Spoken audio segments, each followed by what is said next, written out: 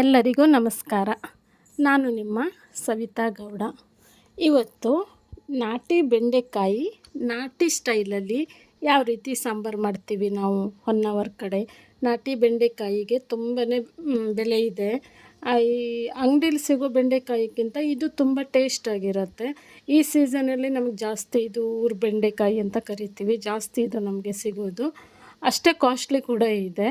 ಇದನ್ನು ನಾವು ಇವತ್ತು ಸಾಂಬಾರು ಹೇಗೆ ಮಾಡೋದು ಅಂತ ನೋಡೋಣ. ಇಲ್ಲಿ ನಾನು ಫಸ್ಟು ಒಂದು 8ರಿಂದ 10 ಊರು ಬೆಂಡೆಕಾಯಿಯನ್ನು ತೊಗೊಂಡಿದ್ದೀನಿ, ವಾಶ್ ಮಾಡಿ ಇಟ್ಕೊಂಡಿದ್ದೀನಿ. ಇದು ನಮಗೆ ಯಾವ ಸೈಜಲ್ಲಿ ಬೇಕೋ ಆ ಸೈಜಲ್ಲಿ ಕಟ್ ಮಾಡ್ಕೋಬೇಕು. ನಾನಿವತ್ತು ಇಷ್ಟಿಷ್ಟು ಉದ್ದಾಗಿ ಕಟ್ ಮಾಡ್ಕೊಂಡಿದ್ದೀನಿ. ಇದು ಸ್ವಲ್ಪ ಉದ್ದ ಇದ್ದರೆ ತಿನ್ನಲಿಕ್ಕೆ ಚೆನ್ನಾಗಿರೋದು, ದೊಡ್ಡ ದೊಡ್ಡ ಪೀಸಾಗಿ ಇರಬೇಕು. ಆಮೇಲೆ ಒಂದು ಈರುಳ್ಳಿ, ಒಂದು ದೊಡ್ಡ ಸೈಜು ಟೊಮೆಟೊ ಉದ್ದುದ್ದಾಗಿ ಕಟ್ ಮಾಡ್ಕೊಂಡಿದ್ದೀನಿ, ಒಂದೆರಡು ಹಸಿಮೆಣಸು, ಇವಿಷ್ಟನ್ನು ತೊಗೊಂಡಿದ್ದೀನಿ. ಆಮೇಲೆ ರುಬ್ಲಿಕ್ಕೆ ಮಸಾಲ ಐಟಮ್ ಏನೇನು ಬೇಕು ಅಂತಂದರೆ ಕೆಂಪು ಮೆಣಸು. ನಾವಿಲ್ಲಿ ಹಳ್ಳಿ ಸ್ಟೈಲಲ್ಲಿ ಇದೇ ರೀತಿ ಮಾಡೋದು ಜಾಸ್ತಿ. ನಾವು ಈ ಮೆಣಸನ್ನು ಇಡೀದಾಗಿ ಸಾಮಾನನ್ನು ಪುಡಿ ಬಳಸೋಕ್ಕಿಂತ ಈ ಥರ ಸಾಮಾನು ಬಳಸೋದು ಜಾಸ್ತಿ. ಮೆಣಸಿನ್ಕಾಯಿ, ಒಂದು ಅರ್ಧ ಕಪ್ ಆಗೋಷ್ಟು ತೆಂಗಿನ ತುರಿ, 1 ಸ್ಪೂನು ಹಳದಿ, 1-2 ಸ್ಪೂನು ಕೊತ್ತಂಬರಿ ಬೀಜ, 1 ಸ್ಪೂನು ಜೀರಿಗೆ, ಒಂದು ಸಣ್ಣದಾದಂತಹ ಹುಣಸೆ ಹುಳಿ, ಒಂದು 4-5 ಎಳಸು ಬೆಳ್ಳುಳ್ಳಿ.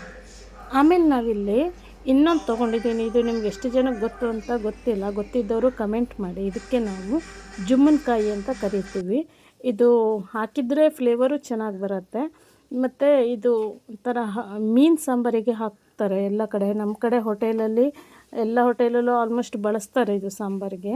ಇದು ಒಂಥರ ಮೀನು ಸಾರು ಥರ ಮಾಡೋದ್ರಿಂದ ಇದು ನಾನು ಯೂಸ್ ಮಾಡ್ತಾಯಿದ್ದೀನಿ. ನಿಮಗೆ ಇಷ್ಟ ಇದ್ದರೆ ಹಾಕೋಬೋದು, ಇಲ್ಲ ಸ್ಕಿಪ್ ಮಾಡ್ಬೋದು. ಇವಿಷ್ಟನ್ನು ನಾವು ರುಬ್ಕೊಳ್ಬೇಕು ಮಿಕ್ಸಿಯಲ್ಲಿ. ಆಮೇಲೆ ಗ್ಯಾಸ್ ಮೇಲೆ ಒಂದು ಪಾತ್ರೆಯನ್ನು ಇಟ್ಬಿಟ್ಟು 1-2 ಸ್ಪೂನ್ ಆಗುವಷ್ಟು ಎಣ್ಣೆಯನ್ನು ಸೇರಿಸ್ಕೋಬೇಕು. ಎಣ್ಣೆ ಬಿಸಿ ಆಗ್ತಿದ್ದಂತೆ ನಾವು ಇದಕ್ಕೆ ಮಾಮೂಲಿ ಒಗ್ಗರಣೆ ಸಾಮಾನು ಏನೇನು ಬೇಕು ನೀವು ಹಾಕ್ಕೋಬೋದು. ಇಲ್ಲಿ ನಾನು ಡೈರೆಕ್ಟಾಗಿ ಈರುಳ್ಳಿಯನ್ನು ಹಾಕ್ತಾಯಿದ್ದೀನಿ. ಈರುಳ್ಳಿ ಇದು ಸ್ವಲ್ಪ ಚೇಂಜ್ ಆಗ್ತಿದ್ದಂತೆ ಚೆನ್ನಾಗಿ ಫ್ರೈ ಮಾಡ್ಕೋಬೇಕು. ಆಮೇಲೆ ಟೊಮೆಟೊ, ಹಸಿಮೆಣಸು ಎಲ್ಲ ಹಾಕ್ಬಿಟ್ಟು ಮಿಕ್ಸ್ ಮಾಡಬೇಕು. ಇದು ಟೊಮೆಟೊ ಫುಲ್ಲು ಮ್ಯಾಶ್ ಆಗಬೇಕು, ಅಲ್ಲಿ ತನಕ ನಾವು ಫ್ರೈ ಮಾಡ್ತಾನೆ ಇರಬೇಕು, ಕೈ ಬಿಡಬಾರ್ದು. ಆಮೇಲೆ ನಾವು ಇದಕ್ಕೆ ರುಚಿಗೆ ಎಷ್ಟು ಬೇಕೋ ಅಷ್ಟು ಉಪ್ಪು ಸೇರಿಸ್ಕೋಬೇಕು. ಚೆನ್ನಾಗಿ ಮಿಕ್ಸ್ ಮಾಡಿಬಿಟ್ಟು ಕಟ್ ಮಾಡಿ ಇಟ್ಕೊಂಡಿದ್ವಲ್ಲ ಬೆಂಡೆಕಾಯನ್ನು ಸೇರಿಸ್ಬೇಕು. ಟೊಮೆಟೊ ಫುಲ್ ಮ್ಯಾಶ್ ಆಗಿರಬೇಕು.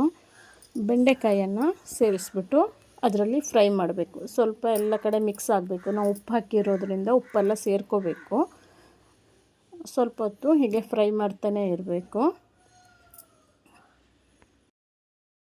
ಆಮೇಲೆ ಒಂದು 2 ಸೆಕೆಂಡು ಮುಚ್ಚಿಡಬೇಕು. ಅದು ಆವಿಗೆ ಸ್ವಲ್ಪ ಉಪ್ಪು ಹೀರ್ಕೋಬೇಕಲ್ಲ, ಮುಚ್ಚಿಡಬೇಕು. ಮುಚ್ಚಿಬಿಟ್ಟು ಚೆನ್ನಾಗಿ ಮಿಕ್ಸ್ ಮಾಡಬೇಕು.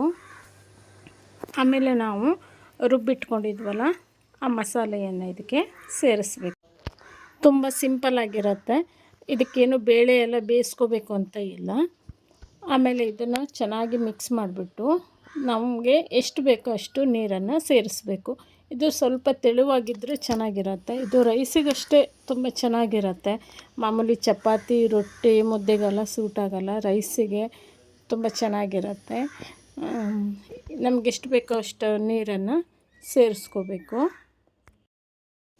ಮತ್ತು ಇಲ್ಲಿ ರುಚಿ ನೋಡಿಬಿಟ್ಟು ಎಷ್ಟು ಬೇಕೋ ಅಷ್ಟು ಉಪ್ಪನ್ನು ಸೇರಿಸ್ಬಿಟ್ಟು ಒಂದು 5 ನಿಮಿಷ ಸ್ಲೋ ಉರಿಲಿ ಬೇಯಿಸ್ಕೋಬೇಕು ನಾವು. ಅದು ಬೆಂಡೆಕಾಯಿ ಎಲ್ಲ ಬೆಂದಿರಬೇಕು. ನಮಗೆ ಒಂದು ಕುದಿ ಬಂದಮೇಲೆ ನಾವು ಇಲ್ಲಿ ಮುಚ್ಚಿಡಬೇಕು. ಮುಚ್ಚಿ ಗ್ಯಾಸನ್ನು ಸ್ಲೋ ಮಾಡಬೇಕು. ಆಮೇಲೆ ಸಾಂಬಾರು ರೆಡಿ ಆಗುತ್ತೆ. ಬೆಂಡೆಕಾಯಿ ಸಾಂಬಾರು ದಿಢೀರಂತ ಆಗುತ್ತೆ, ತುಂಬ ಚೆನ್ನಾಗಿರುತ್ತೆ. ಇದನ್ನು ನಾವು ಅಂಗಡಿಲಿ ಸಿಗುತ್ತಲ್ಲ ಆ ಬೆಂಡೆಕಾಯಲ್ಲೂ ಮಾಡಿದ್ದು ಇದೇ ಟೇಸ್ಟ್ ಬರುತ್ತೆ, ಬಟ್ ಸ್ವಲ್ಪ ಚೇಂಜಸ್ ಇರುತ್ತೆ. ಇದು ತುಂಬ ಚೆನ್ನಾಗಿರುತ್ತೆ. ನಾನು ಮಾಡಿರೋ ಈ ಬೆಂಡೆಕಾಯಿ ರೆಸಿಪಿ ನಿಮಗೆ ಇಷ್ಟ ಆಗಿದ್ದರೆ ನನ್ನ ಚಾನಲನ್ನು ಸಬ್ಸ್ಕ್ರೈಬ್ ಮಾಡಿಕೊಂಡು ಸಪೋರ್ಟ್ ಮಾಡಿ. Thank you.